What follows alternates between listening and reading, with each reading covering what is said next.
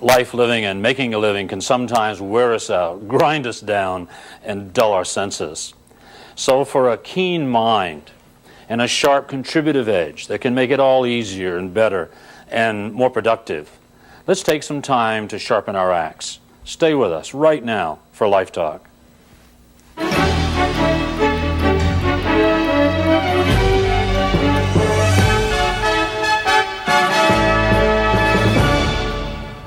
Hi, my name is Stephen Mills, and you've either surfed to or purposely selected Life Talk, a series of verbal essays brought to you in this television format. And we have with us again our guest and mentor, Vern Moses. Hi, Vern. Hi, how are you? Good. Good. Glad to be here. Wanted to bring up, we had some discussion last week that was about process of people's lives progressing towards some pursuit that they had hoped would come to be. And I was thinking over the time from last week to this and had some feedback from others who had viewed your program and wondered if we could talk about frustration. Because in the midst of all of the surprises and upsets and disappointments that we face, going from peak to peak, with a few valleys in between, that there are undeniably frustrations and upsets and disappointments that are just cratering, shocking, sometimes overwhelming. And I wanted to know, first of all, what your perceptions were about how we can know we're there, we're in those moments, and that there's any chance to move out of them. And then how we might kind of press forward in the midst of all that. Somehow what comes up for me is that if you're frustrated and agitated by that and tending to slow down or freeze up because of that, obviously you're in a fear place, but unconsciously so, and therefore it's anxiety. See, anxiety, I've kind of identified it as an unidentified fear, but fear nevertheless. Unidentified. Unidentified fear, anxiety. You just know that something is wrong, but you haven't identified it. And that's fairly typical way for most people to live because it's a subjective place. In other words, we have been conditioned by our society, parents, school, teachers, and what have you, to kind of accommodate the world as it presents itself to us, and we get pretty good at that. It's kind of like a linear pattern that we follow as we handle things as they occur. And sometimes if we don't, and then we don't know why sometimes, and that's overwhelming, creates anxiety, stresses, and then that's, of course, is all based on fear.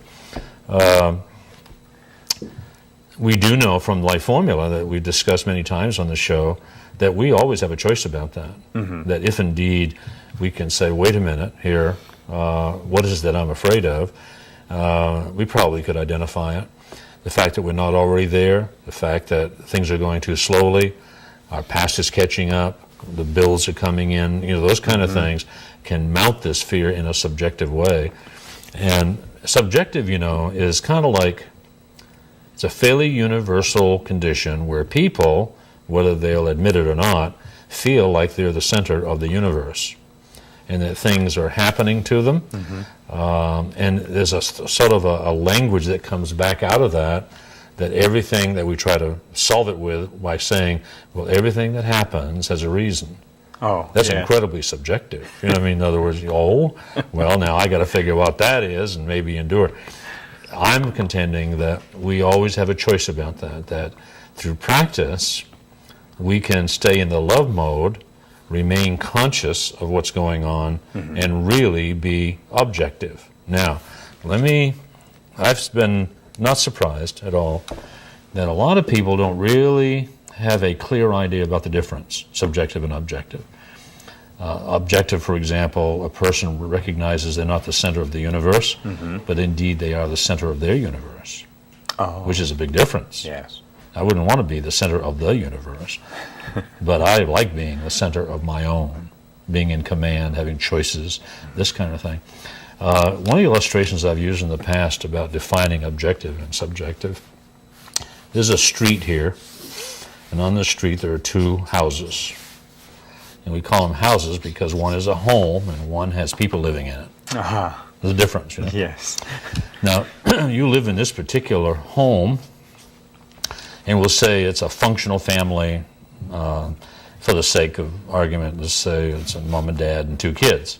Kids are getting good grades, dad has his job, mom's a homemaker or she has a job. I mean, things are pretty healthy there. Over here, we have more of a dysfunctional group. A lot of alcohol, drugs, agitation and upset. Kids are, skipping school, grades aren't up. It's a fairly typical thing. And sometimes they bring their challenges, their world, their anxiety, their stress right out into the street. Absolutely. Yeah, I mean, fights and yelling and one thing and another, and a car screeching, and occasionally the cops come by and try to calm things down. And we kind of over there going, oh, gee, what a tragedy. I mean, that's terrible, Now, this is an objective view of that. And one day there's a fire. And one of the kids burned badly, and the other one dies, and I mean, just really. And so, again, we have an objective view of that. I mean, there's a tisk-tisk and a, gee, isn't that a tragedy? What a terrible thing. But our phone rings, we pick it up and say, oh, hi, Aunt Martha. Yes, we expect to be there for Christmas. I mean, in other words, we're back into our own life again because we were objective about this. Okay?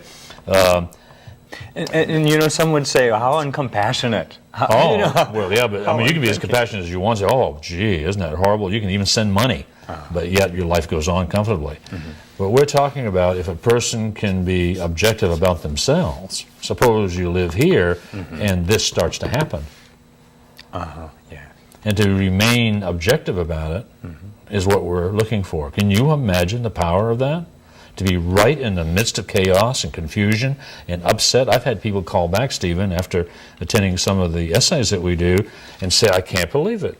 By comparison, I mean, I used to live, and forgive me, but this is what I've heard, I used to live in a cesspool of chaos, agitation, stress, upset, aggravate, all this kind of stuff. He's not that way anymore. It's not that way anymore. You might even remember one time I called you reporting Michael King's commentary that what he found out of the material, out of the essays, Life Formula, Command Commission, Bottlenecks, Matters of Confidence, even strategizing, was a sense of verticalness. Remember that? Yes, called you. I This do. is years ago. I It called you and was. said, Stephen, guess what Michael just said? That he perceived now, finally, that all of this had given him a sense of verticalness. And I said, well, what does that mean to you? Because I really didn't, it wasn't part of my language. He said, it was before I've had this experience. It was like being prone or supine, and stuff happening around me and washing over me, affecting my life before I even knew it was about to happen. I mean, that's a very subjective state to be in. He said, but with this material, it's like now I'm standing up and everybody else is there, and I can see the wave of stuff coming, and I'm able to better manage it. I'm prepared for it, and I can absorb it and let it wash over me, and it just doesn't hurt nearly as much as it used to, or in some cases, not at all. A vantage instead of an advantage. Exactly. Yeah, a good point. A vantage point where you have a different perspective of the world. That's objectivity. One evidence I know in my personal life, there was a time when a police officer was standing on our doorstep, identifying us much too carefully. There's a problem. And so we waited sort of breathlessly for the news, and he said, well, you folks had better come with me because we believe it's your son who's just had a pretty bad wreck down here. And so we began to, we grabbed our coat and began to move to the car to follow him, and then asked if we should ride, and he said, oh no, we can just walk, it's just a couple blocks. And I was, using all the formula and the process to be where I was and to be as objective about this as possible. One way is to distribute this pain through all the other pain that's ever occurred in the past for lots of people, which is an objective view. It's like if you get cancer, all of a sudden to say, oh, why me? Oh, yeah. Why not? Who do you think you are? Not to suffer or enjoy what masses of people do every day. Or if you're 65 and now you say that your life is nearly over, to be upset by the fact and forget the fact that others who are dying at 10 and 15 and 20 and 25. I mean, again, that's an objective view, and it kind of helps to get you through this thing, to think clearly. Anyway, It does. I was watching Sue at that time, my wife, as we walked toward the car with the officer. And I was so proud of her because she was obviously using all the tools to remain in the moment and to be contributive to in any way that she could. Now, in that circumstance, contribution is not getting in the way, not getting hysterical, not becoming the problem. You know what I mean? That's easy to happen. A subjective person would go, "Oh my God," run to the car, be in the way, all kinds of hysteria. And I watched her, I mean, just magnificent the way she managed this thing, walked to the car, knelt beside it, was conscious of not getting in the way of the, what do they call, jaws of life, and Exactly. even acetylene they were using to cut him out. And I'm standing there, kind of gleaning whatever strength she might have for myself, combining it with what experience that I had, and watching all this occur. And it was magnificent. I mean, you're talking objective. Chaos, confusion, and yet not really participating, not apathy, heaven knows. Yes. Yeah. But she was calling to him quietly, talking to him, reassuring him, loving him. And, it turned out where, when they got him out, he had a scratch on his eye up here and was cured fine in 2 days. He had to deal with the guy in the car with him who lost his face. And Ross had some difficulties with that, but used a lot of the tools and got on through, especially when the guy came out of the hospital better looking than he'd ever been. They did an incredible job on him. Is that Parkland Hospital in Dallas? Just incredible. Anyway, he was pleased. Not that he had the wreck, but with the consequence of it. Sure. But at that moment, how dastardly could that be? Oh. I mean, just Intense. the idea of, terrible. And yet, I don't know if I'm making my point or not, but it's within our realm, our capacity to condition ourselves to the place where we can be objective every moment of our life. That's a pretty powerful place, because there you're thinking, you're utilizing the better parts of your mind, you're in command. And now, frustration is that loss of control that we feel. That's a subconscious trick. You're heading in a direction and you're not there yet. Is it as if I'm making an excuse for the possibility or the probability of not ever making it Sure. anyway? Oh, it creates that, sure. And we know better. We know better that if you apply yourself and continue, and especially you can accelerate this whole process if you're willing to coordinate, which means bring in other people who are anxious to convey their idea, their knowledge, and their experience, because they get someone who is objectively involved and committed to learning. That's a major experience for any mentor. It's amazing how many people try to, it's like families get into chaos, and they say, look, we're intelligent, we're capable, we'll figure this out ourselves. This is private family business. We don't need to be airing our dirty laundry, this kind of thing. They'll stay in that space forever. Yeah. That's a subjective experience for them. If they had the solution, they'd have already exercised it. You need outside, coordinators, people who come in and objectively evaluate the circumstance and make, recommendations that are doable. Well, we can do that for ourselves if we don't stop thinking. And the only way we can keep thinking is to do that predeterminedly. Thinking about thinking here is kind of fascinating. That I think it's important for us to realize that most of what happens up in the mind is not thinking, it's thought. There's a difference. We're not moving forward, we're just simply chewing on. What happens is the subconscious mind, okay, let me do one of these a little bit. I don't pretend to be an artist, but let's say this is a profile, okay? that subconscious mind wants to keep everything kind of the way it is because it feels comfortable. It's already done that. And so what it does, it spews, constantly is spewing electrochemicals up into the brain to be interpreted, which keeps that conscious mind busy so it doesn't go off half-cocked doing new stuff. In other words, thought is not thinking. It's a malaise of thought created by the subconscious spewing out these electrochemicals, keeping you busy. Which keeps us in that gray, stuck romance, quo the pro, empty romance, the empty job, the empty everything. Yeah, it's amazing. Every day I visit with people in our recruiting processes that, last year they hated their job. Today they hate it. 2 years ago they didn't want to do it anymore. Today they still don't want to do it anymore. They're still doing it. Sure. hanging on, and you say, why do you do that? And I say, well, they really don't know. It's not rational, it's not objective, but it's a subjective experience stimulated by the subconscious mind, holding them there, keeping them busy, keeping them from thinking, keeping them from taking a risk. It's fascinating. Now, to think has to be done consciously and predeterminedly. I mean, you've got to say, I'm about to think about this, and ideally start writing. To think without writing is not to think. Because once again, you have a thought, you say, I'm going to think, and you have a thought, and if you don't crystallize it, okay, it becomes part of this malaise of thought. And it doesn't germinate, doesn't originate anything. Stay in the rut. It stays right where you are, yeah. And so by writing and plotting and planning and putting it on paper, that clears the mind so that new thought might germinate or be created. Very important process to be able to write.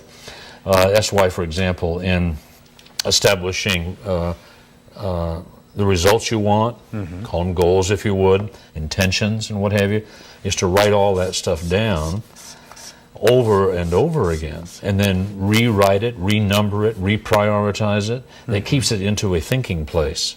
It keeps it alive.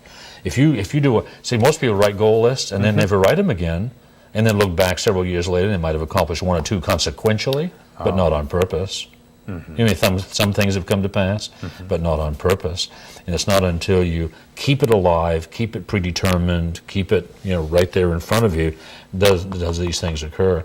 I think it was our producer. Yeah, the producer was talking about he's in a project learning about a computer. Boy, I can relate to that because that can overwhelm you. It sure can. That thing's got a mind of its own, and it gets ahead of you and what have you. But truly, I've learned not to get kind of strung out. I remember years ago, my first encounters with it, I went to a PageMaker one day, and I was going to try to do that, but I was on the clock. It was at Kinko's. Oh, yes.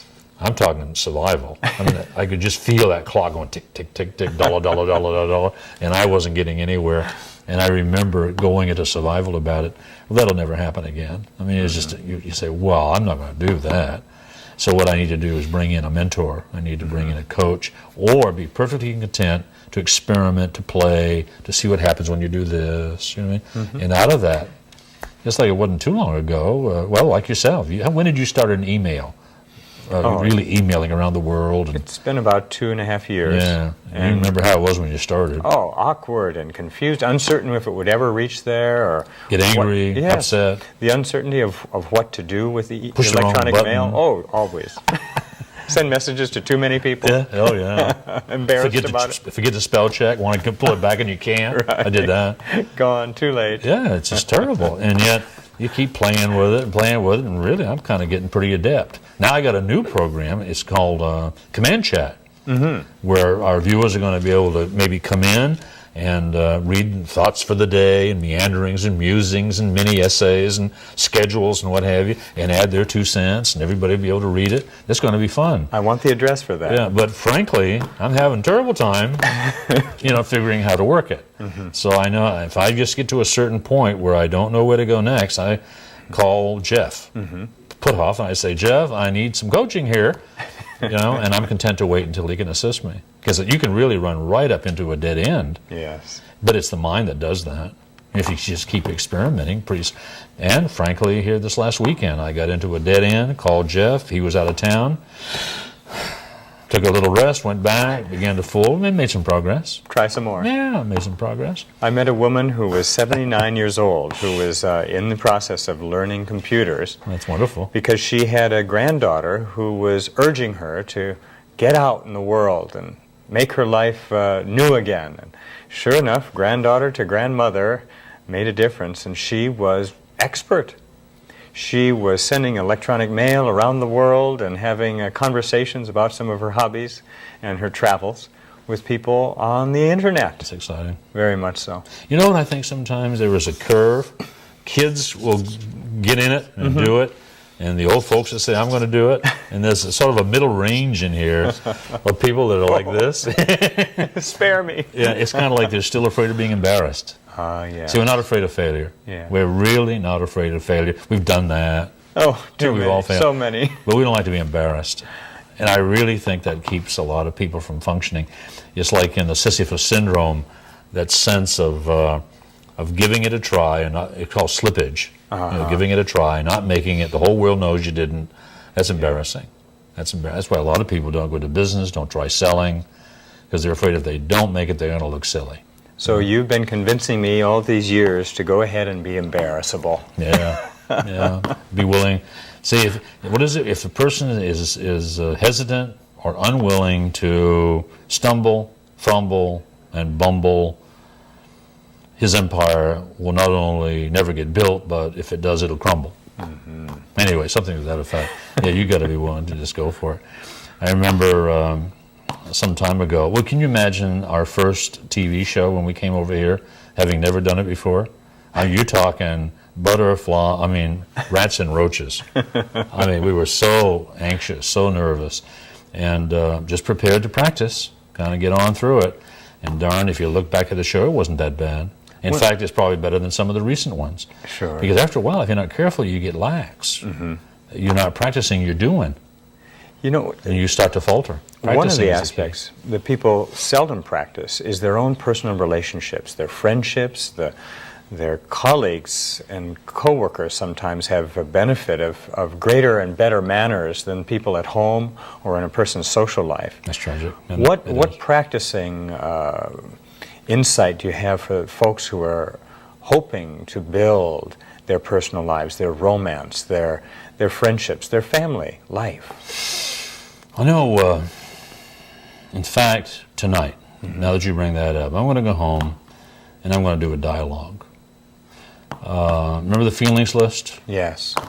Being willing to continue the communication, to take a subject and say, hey, look, how do you feel about this? Using the feelings list, which we might bring up in another week or two. How do you feel about this? And swap the feelings list and then discuss that using the feeling words. Mm-hmm.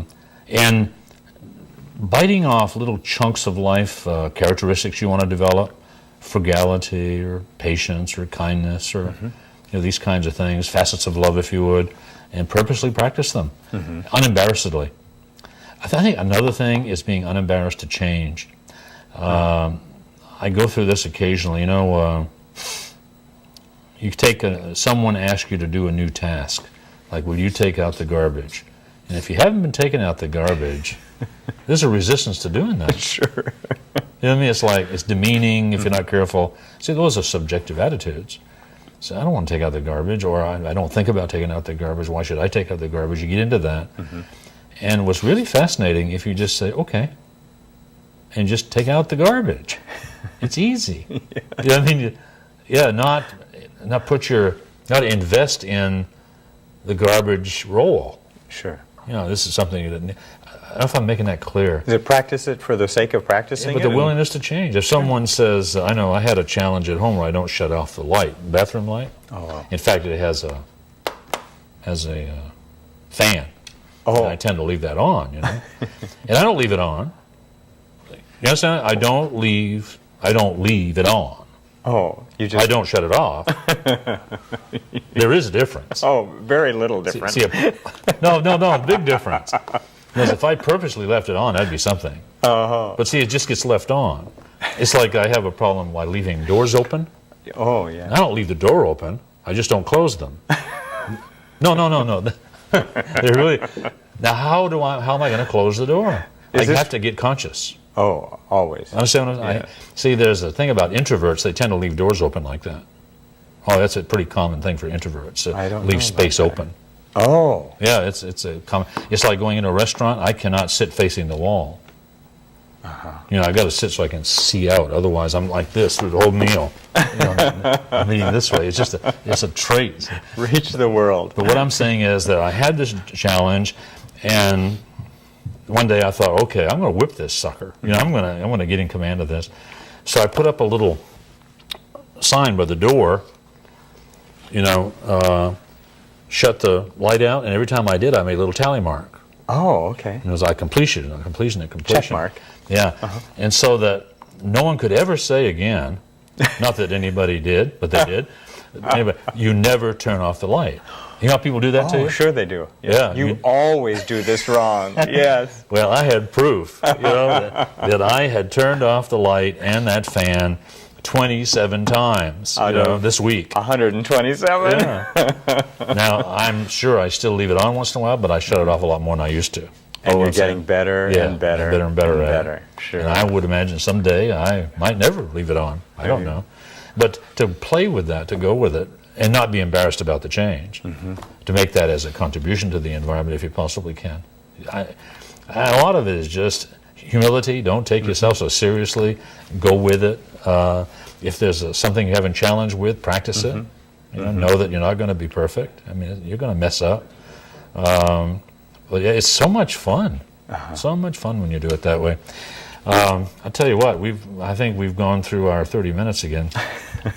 I guess I can squeeze this in here. I have an acquaintance named Jim Rohn. He's real funny. He spent a whole day on one pad, writing over and over it, and everyone seems to be okay with it, so I'm going to try it. Stephen, this is Life Talk. I'll use a darker, Life Talk, one word.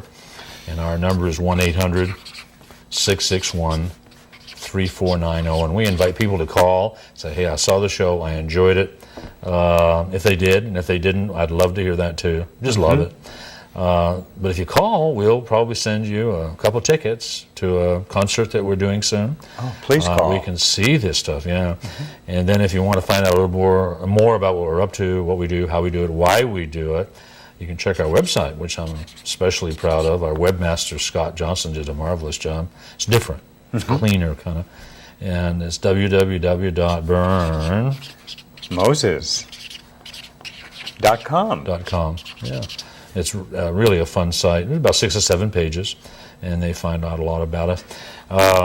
But register in. We'll send tickets, handouts, make friends. That's the main thing. But once again, this is Life Talk, and my name is Burn Moses. And you're Stephen Mills. I appreciate you. Thank you.